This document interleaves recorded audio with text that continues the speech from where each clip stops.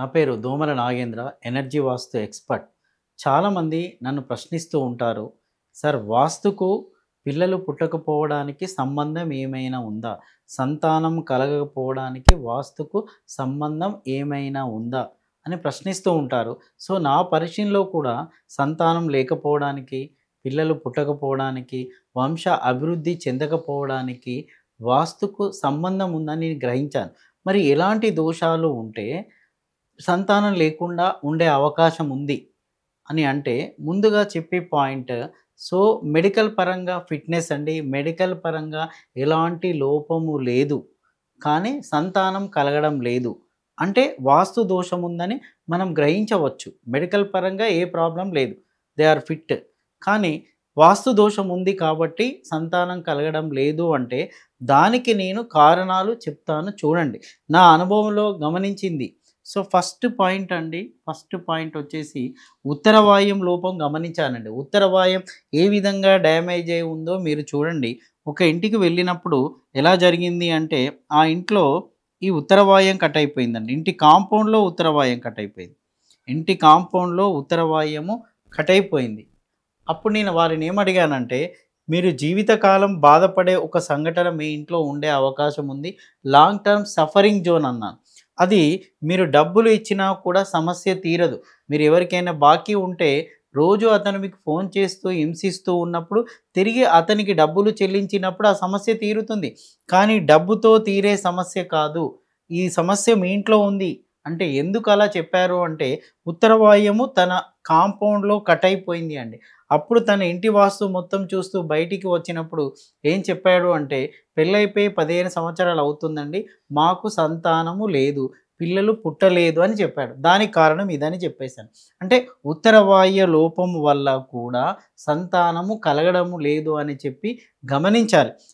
మరొక సందర్భంలో చూసింది ఇది కూడా ప్రాక్టికల్‌గా చూశానండి. సో, ఇది ఎలాంటి సంఘటన అంటే చూడండి. వాళ్ళకి ఇంటికెళ్ళినప్పుడు ఏం జరిగింది అంటే, ఇక్కడ అతనికి ఇక్కడ మెట్లున్నాయండి. ఇవన్నీ మెట్ల భాగం. ఇక్కడ మెట్లున్నాయి. ఇక్కడ మెట్లున్నాయి. ప్లస్ కింద దీని కింద బాత్రూమ్ కూడా ఉంది.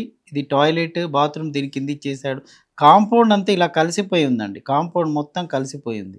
సో, కాంపౌండు, మెట్లు, కాంపౌండ్ కలిసి ఉన్నాయి. పైగా దాని కింద టాయిలెట్ గాని, బాత్రూమ్ కూడా కట్టి ఉంది. ఉన్నప్పుడు నేనేం గమనించానంటే, ఆ ఇంటికి ఉత్తర వాయువ్యం పెరిగిపోయింది. మరి ఏది తరిగింది? ఇది పెరిగింది. ఇది తరిగింది. ఇది పెరిగింది, ఇది తరిగింది. ఈ తరిగింది ఏందంటే ఈశాన్య భాగము తరిగింది. ఇది బయటికొచ్చింది, ఇది లోపలికెళ్ళింది. ఈశాన్య భాగము తరిగింది. అంటే ఉత్తర వాయువ్యము ఇక్కడ పెరిగింది. ఇంతకుముందు చెప్పిన ఎగ్జాంపుల్ తరిగింది. ఇది పెరిగింది. ఇది చూసి చెప్పాను. లాంగ్ టర్మ్ సఫరింగ్ అనమాట. జీవితకాలం బాధపడే సంఘటన. ఒకటి ఉండే అవకాశం ఉందని ముందే చెప్పేసి, ఇంట్లో వాస్తు అంతా చూసి నేను బయటికొస్తున్నప్పుడు వారిని అడిగితే ఏం చెప్పారు అంటే, "సార్, మా పెద్దబ్బాయికి సంతానము లేదు. పెళ్ళైపోయి 15 ఇయర్స్ అవుతుంది. సంతానము లేదు. రీజన్ ఏంటి? ఈ ఉత్తర వాయువ్యం పెరిగిపోవడమే. ఇక్కడ ఉత్తర వాయువ్యం పెరిగిపోయింది. ఈశాన్యము తరిగిపోయింది." అంటే ఇది కూడా ఒక ఎగ్జాంపుల్. అంటే ఈశాన్యము డ్యామేజ్. ఉత్తర వాయువ్యం పెరగడం గానీ, తరగడం కానీ ఉండకూడదు. దీని మూలంగా ఈశాన్యము డ్యామేజ్ అయిపోయింది. ఈశాన్యం తరిగిపోయింది. ఇదొక ఎగ్జాంపుల్ అనమాట. ఈశాన్యం ఇంకొక సందర్భంలో ఏ విధంగా అంటే ఉత్తర వాయువ్యంతో పాటు ఈశాన్య లోపము కూడా వెంటాడుతూ ఉంటుంది. కొన్ని ఇళ్లల్లో ఈ ఈశాన్య లోపం ఏ విధంగా వెంటాడుతూ ఉంటుంది అనంటే, మీరు చూడండి, ఇక్కడ ఈశాన్యం కట్ అయిపోతూ ఉంటుంది. కాంపౌండ్‌లో ఈశాన్యం కటింగ్. కాంపౌండ్‌లో ఈశాన్యం కట్ అవుతుందండి. ఇది కూడా ఈశాన్య లోపం. ఇక్కడ ఈశాన్యం లేదు. ఎప్పుడైతే ఈశాన్యం కట్ అవుతుందో వంశ అభివృద్ధి ఉండదు. మగపిల్లలు పుట్టే అవకాశం ఉండదు. ఆడ సంతానము పెరిగే అవకాశం ఉంటుంది. వంశాభివృద్ధిని ఆపేస్తుంది ఈశాన్యము.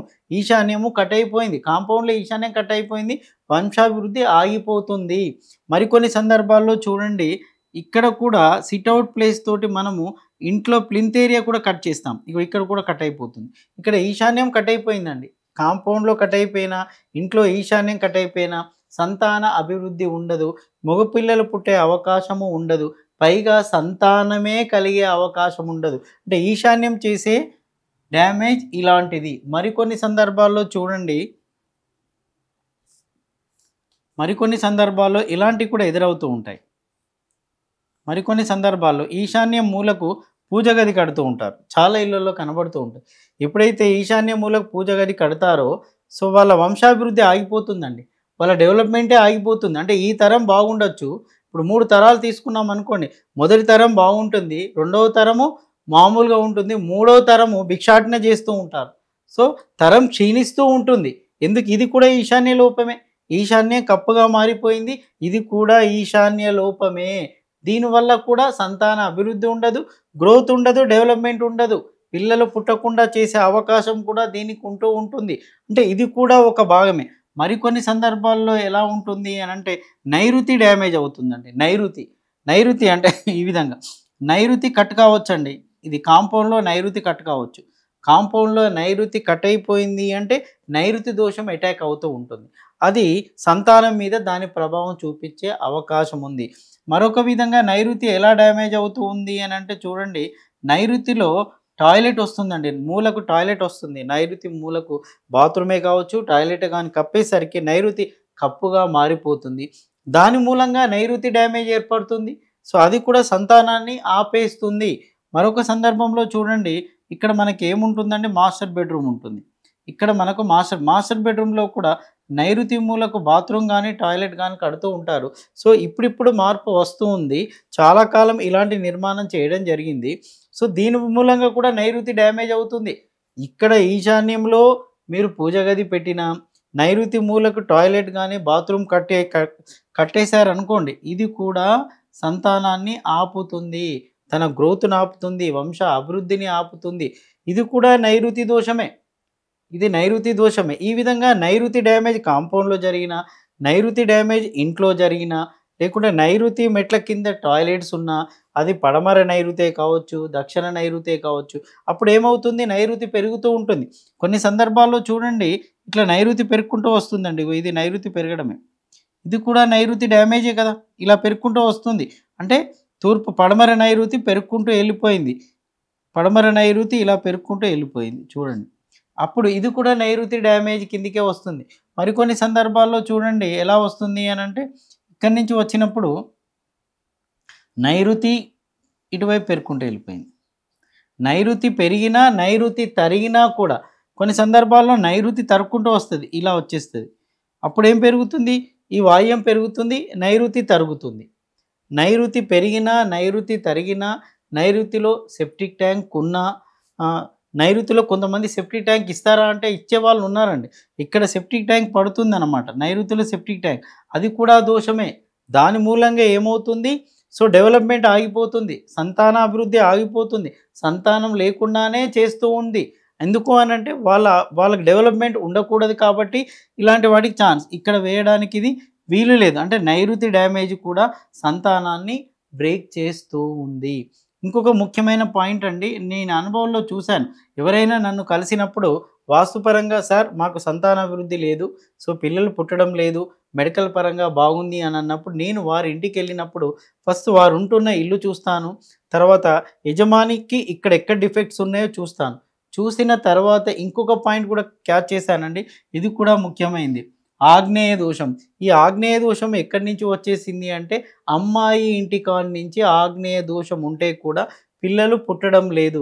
ఇది మీకు ఏ గ్రంథంలో ఉండదు, ఏ బుక్‌లో ఉండదు, ఏ వాస్తు సిద్ధాంతి ఈ పాయింట్‌ని చెప్పరండి. నేను అనుభవంగా చూశాను. సెట్ చేసిన తర్వాత సంతానం కలిగిన సందర్భాలు ఎన్నో ఉన్నాయి. కాబట్టి ఈ పాయింట్ చెప్తూ ఉన్నాను. దీనికి విమర్శించాల్సిన అవసరం లేదు. మీరు చూడండి, ఇక్కడ ఆగ్నేయంలో ప్రాబ్లమ్ ఉందనుకోండి, ఫిఫ్త్ పాయింట్ అండి. అంటే తల్లిగారింట్లో ఆగ్నేయంలో ప్రాబ్లమ్. తల్లిగారింట్లో ఆగ్నేయంలో ప్రాబ్లమ్ ఉంటే ఏం చేస్తారు? వాళ్ళ ఇంటికెళ్ళినప్పుడు, సార్ మా అమ్మాయికి సంతానం లేదు సార్, పిల్లలు పుట్టట్లేదు అని నాకు చెప్తూ ఉంటారు. అప్పుడు నేనేమంటాను, మీ ఇంట్లో కూడా ప్రాబ్లమ్ ఉందో చూసుకోండి. అంటే వారు తల్లిదండ్రులు ఉన్న ఇంట్లో కూడా ఆగ్నేయంలో ప్రాబ్లమ్ ఉన్నప్పుడు సంతానం కలగడం లేదు. అలాంటి సందర్భంలో తల్లిదండ్రుల ఇంట్లోకెళ్ళి సెట్ చేసినప్పుడు అమెరికాలో ఉన్న వారికి కూడా సంతానం కలిగిన సందర్భాలున్నాయి. సో, ఆగ్నేయ దోషం ఏ విధంగా ఏర్పడుతుంది? మీరు మరొకసారి చెక్ చేసుకోండి. ఆగ్నేయ దోషము అంటే ఇక్కడ చూడండి, ముఖ్యంగా అందరూ చేసే తప్పిదం ఏంటి అనంటే, అందరూ ఏం చేస్తారు? ఆగ్నేయంలో సెప్టిక్ ట్యాంక్. మీ ఇంట్లో ఆగ్నేయంలో సెప్టిక్ ట్యాంక్ ఉందో చూసుకోండి. ఆగ్నేయం నుంచి సెప్టిక్ ట్యాంక్‌ని అక్కడి నుంచి తొలగించండి. లేదా ఈ ఆగ్నేయంలో మీరు కప్పుగా బాత్రూమ్ గాని, టాయిలెట్ కట్టారనుకోండి, అది కూడా ఆగ్నేయ దోషమే. తల్లిదండ్రుల ఇంట్లో చెప్తున్నానండి. తల్లిదండ్రుల ఇంట్లో ఉండకూడదు. తను ఉంటున్న ఇంట్లో కూడా ఉండకూడదు. సో, ఈ మూలాలు చూశాను నేనిక్కడ. సో, ఇక్కడ ఆగ్నేయము కప్పుగా మారిపోయిందనుకోండి, ఇది కూడా దోషంగానే మారిపోతూ ఉంటుంది. లేదా వాళ్ళింట్లో ఆగ్నేయం కట్ అయిపోయిందనుకోండి ఇట్లా, ఆగ్నేయం కట్ అయిపోయిందనుకోండి, అప్పుడేమవుతుంది? అక్కడ కూడా దోషంగా మారుతూ ఉంటుంది. లేదా వారి ఇంట్లో ఆగ్నేయంలో టాయిలెట్ వచ్చిందనుకోండి ఇక్కడ, ఇది కూడా దోషంగానే మారుతూ ఉంటుంది. ఆగ్నేయం టాయిలెట్ ఇంట్లో వచ్చినా దోషమే, కాంపౌండ్‌లో వచ్చినా కూడా దోషమే.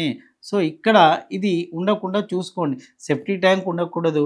ఆగ్నేయ మూలకు టాయిలెట్ గానీ, బాత్రూమ్ గానీ వచ్చి కప్పుగా మారడానికి అవకాశం లేదు. మరికొన్ని సందర్భాల్లో ఇక్కడ వీధిపోటు వస్తూ ఉంటుందండి. ఈ వీధిపోటు కూడా ప్రభావం చూపుతూ ఉంటుంది. ఇంట్లో ఉన్న ఆడవారికి, ఇంటికి సంబంధించిన ఆడపిల్లలకు ప్రభావం చూపుతూ ఉంటుంది. పెళ్లి తర్వాత వారి పిల్లలు పుట్టకపోవడం, సో వీళ్ళు పేరెంట్స్ బాధపడుతూ ఉండడం, ఇవన్నీ ప్రాక్టికల్‌గా చూశాను కాబట్టి చెప్తూ ఉన్నాను. ఒక్కొక్కసారి నన్ను పిలుస్తూ ఉంటారు. ఒక ఇన్సిడెంట్ కోసం పిలుస్తూ ఉంటే నేను వారికి ఇవి చూసి వారి కూతుర్ల సమాచారం చెప్పిన సందర్భాలు ఎన్నో ఉన్నాయి. ఎందుకు అంటే ఈ దోషము అక్కడ కనబడుతూ ఉంటుంది. తల్లిదండ్రుల ఇంట్లో ఆ దోషము కనబడుతూ ఉంటుంది కాబట్టి మనం గమనించవచ్చు. అదేవిధంగా ఇంతకుముందు ఉత్తర వాయువ్యం పాయింట్ చెప్పానండి. ఉత్తర వాయువ్యానికి కూడా వీధిపోటు ఉందనుకోండి, ఇది కూడా సఫర్ చేస్తూ ఉంటుంది. ఉత్తర వాయువ్యం వీధిపోటు కూడా మానసిక సంఘర్షణకు గురి చేస్తూ ఉంటుంది.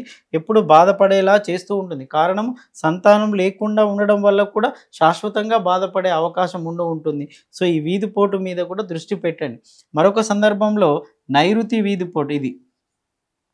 పడమర నైరుతి వీధిపోటు ఉందనుకోండి, సో ఇది కూడా రిజల్ట్ ఇవ్వదు. నైరుతి దోషం ఏర్పడుతుంది. సో, దీనివల్ల ఇంటి యజమానికి పిల్లలు పుట్టకుండా ఉండే అవకాశం ఉంటుంది. తను బాధపడే అవకాశం ఉంటుంది. తర్వాత ఇక్కడ ఇది దక్షిణ నైరుతి. ఇది ఉందనుకోండి, యజమానిరాలికి పిల్లలు పుట్టకుండా ఉంటుంది. యజమానురాలు బాధపడుతూ ఉంటుంది. సో, ఈ విధంగా మీరు ఈశాన్యము, ఉత్తర వాయువ్యము, నైరుతి, ఇక ఆగ్నేయం వచ్చేసి తల్లిదండ్రులకు సంబంధించిన సబ్జెక్ట్ అండి. అక్కడ కూడా క్లియరెన్స్ ఉంటే, అక్కడ కూడా బాగుంటే తక్కువ కాలంలో మనము వీరు సంతానం అభివృద్ధి చెందడానికి అవకాశం ఉంది. వంశము అభివృద్ధి చెందడానికి అవకాశం ఉంది. పిల్లలతోటి వారి కుటుంబానికి కూడా మంచి పేరు వచ్చే అవకాశం ఉంది. ఈ లోపాలు లేకుండా చూసుకుంటారని చెప్పేసి నేను ఆశిస్తున్నాను.